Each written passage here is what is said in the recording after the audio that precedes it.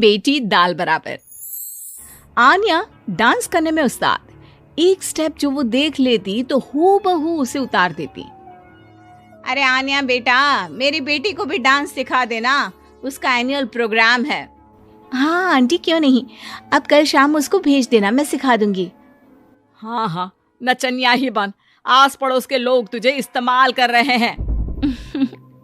माँ, इस्तेमाल मेरा नहीं कला का हो रहा है। नाचना एक कला है, कला।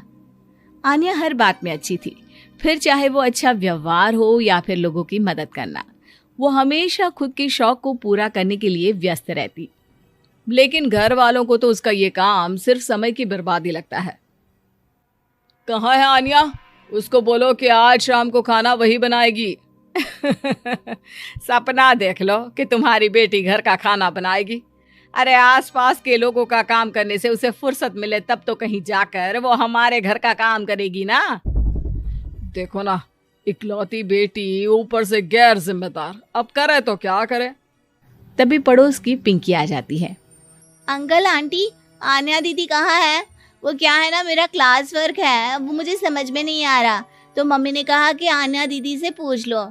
हाँ हाँ, क्यों नहीं, खुद का तो कोई काम है ही नहीं उसे। जाओ जाओ, सीढ़ी से ऊपर चली जाओ, वहीं कमरे में है आन्या।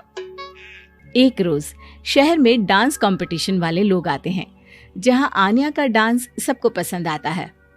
क्या बात है, छोटे से शहर में इतना टैलेंट? बेटा कौन सिखाता है आपको? कोई नहीं सर, वो क्या है ना, मैं टीवी देखकर सीख जाती हूँ। अरे वाह, और आपके मम्मी पापा कहाँ हैं? वो नहीं आए? नहीं, वो लोग नहीं आए हैं। आन्या कंपटीशन जीत जाती है और घर में टीवी वाले आन्या का इंटरव्यू लेने आते हैं। अरे क्या है, कहाँ घुसे जा रहे हो, क्या हो गया? आप आन्या की माँ है ना? वो क्या है ना, आपकी बेटी ने डांस का कंपटीशन जीता है, हमारे शहर के लिए ये गर्व की बात है, तो हम लोग उनका इंटरव्यू लेने आए हैं। ओहो, बड़ा तीर मारा हो जैसे। अरे उसे आता ही क्या है डांस के सिवा, कुछ और करती तो शायद गर्व होता। तभी वहां आन्या आ जाती है और पत्रकारों को इंटरव्यू देती है। उसी रोज पिता के ऑफिस में। देखो तो आजकल के बच्चे कितने स्मार्ट हैं, धन्य है ऐसे बच्चों के माता पिता को। और किस्मत वाले होते हैं ऐसे माता पिता, वरना मेरी बेटी तो किसी काम की नहीं, सारा दिन बस नाच गाने में ही दिमाग लगाती रहती है।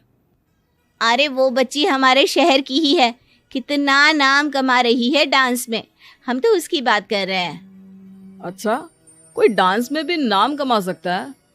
अरे दे देना भाई पेपर की कटिंग, दिखाऊंगा आन्या को भी मैं। क्या नाम बताया? आन्या? यही तो नाम है मेरी बेटी का, आन्या शर्मा। बड़े उम्मीद से रखा था कि कुछ अच्छा नाम कमाएगी, लेकिन नहीं, आजकल के बच्चों को माँ पापा की इमोशन की कदर है क्या?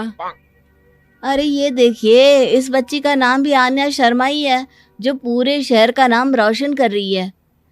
पिता अखबार देखते हैं तो सामने बेटी की ही फोटो रहती है, लेकिन ये क्या, जिस फोटो को देखकर हर कोई गर्व कर रहा था, पिता को उस पे कुछ भी खास दिखाई नहीं देता। हमारी ही औलाद है ये, पता नहीं कब कहाँ जाकर नाम लिखवाती है, मुझे तो पता भी नहीं है।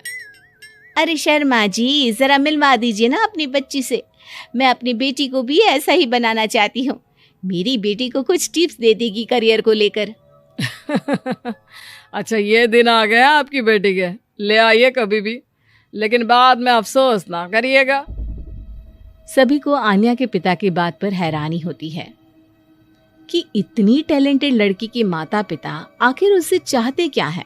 पिता घर आते हैं और माँ से कहते हैं, पता है तुम्हारी लड़की क्या कर रही है, या फिर ऐसे ही व्यस्त रहोगी हमेशा? अरे पता है मुझे, पर आपको कैसे पता चला? अरे कुछ पत्रकार आए थे, पता नहीं कहाँ कौन सा कंपटीशन जीत कर आई है। नजर रखा करो उस पर। तभी वहां पड़ोसन आ जाती है, जो पति पत्नी दोनों ही डॉक्टर होते हैं। नमस्ते भाभी, बधाई हो आपको आन्या की कामयाबी की। भाई भगवान बेटी दे तो ऐसी, कहाँ है वो? सच में आपको ऐसा लगता है कि भगवान ऐसी बेटी दे? तो ले जाइए ना अपने साथ, रखिए 2-4 दिन, खुद ही पता चल जाएगा। और नहीं तो क्या, सारा दिन करती क्या है, कहाँ रहती है, हमें तो कुछ पता नहीं होता। ना बताती है ना पूछती है। खैर देखिए, वो वक्त अब गया जब माता पिता बनकर बच्चों की परवरिश की जाती थी। अब तो बच्चों को साथ बिठाकर बात करना जरूरी है। वो क्या कहते हैं, बच्चे के दोस्त बने। तो क्या आप दोनों अपनी बेटी के दोस्त हैं? हाँ, बस अब यही बाकी रह गया था। खैर बताइए, क्या काम है आपको? वो क्या है ना, मैं और मेरे पति दोनों को ही इमरजेंसी कॉल आ गई है अस्पताल से। मेरी बेटी आन्या की अच्छी दोस्त है, तो मैं क्या उसे आन्या के पास छोड़ दूं अगर वो फ्री है तो? माँ कुछ बोलती उतने में ही आन्या आ जाती है। वाह आंटी, क्यों नहीं, मैं फ्री ही हूँ। आप निश्चिंत रहिए, मैं उसका पूरा ख्याल रखूंगी। थैंक्स बेटा। वो अपनी बेटी उनके घर छोड़ जाती है, जो आन्या की उम्र की ही होती है। ये क्या मजाक है आन्या? हम लोगों को सोना भी होता है और हर घर का अपना कायदा होता है। मुझे बिल्कुल पसंद नहीं है कि तुम किसी को भी घर में घुसा लो। धीरे बोलिए पापा, कैसी बात कर रहे हैं? अंकल आंटी डॉक्टर है, पता है ना डॉक्टर का फर्ज क्या होता है। अगर वो किसी की जिंदगी बचा रहे हैं तो क्या हमारा फर्ज नहीं बनता कि हम भी उनकी किसी न किसी तरह से मदद करें? आपको तो पता है घर पर अकेले रहना कितना अनसेफ है। हाँ, तो दुनिया को सेफ करने का जिम्मा तू नहीं ले रखा है? अरे बहुत महंगे अस्पताल के डॉक्टर हैं वो लोग, खूब पैसा मिलता होगा, लेकिन ये नहीं कि मेड रख ले। क्या कहती आन्या, कैसे माँ पिता को समझाती कि किसी की मदद करना कोई बुरी बात नहीं है। खैर कुछ महीनों बाद आधी रात को माँ जोर जोर से चिल्लाकर आन्या के कमरे में जाती है। बेटा बेटा आन्या, पापा के सीने में दर्द हो रहा है, बेटा कुछ कर। हाँ माँ, मैं डॉक्टर को फोन करती हूँ।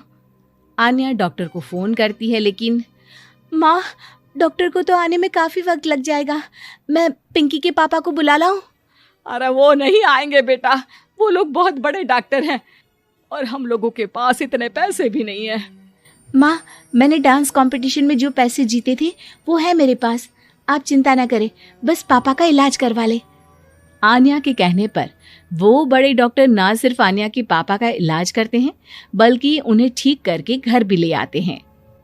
आज मैं सिर्फ अपनी बेटी की वजह से बच गया। भगवान सबको ऐसी बेटी दे।